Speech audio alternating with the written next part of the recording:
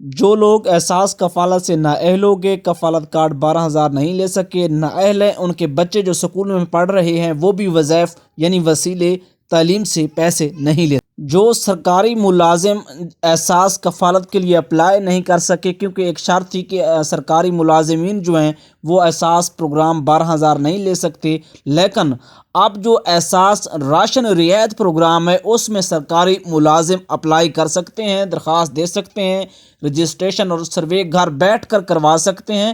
یاد رکھیں ان کی تنخواہ 31,500 سے کم ہونی چاہیے، بے شک 1 روپیہ بھی کم ہوگی تب جا کے اپلائی کریں گے. ویورز، بہت سارے لوگ پوچھتے ہیں کہ ایسا طریقہ بتائیں جس کے ذریعے گھر بیٹھ کر میسج کر کے نیٹ پہ اپلائی کر کے ہم 12,000 کے لیے اہل ہو جائیں. بالکل ایسا طریقہ نہیں ہے.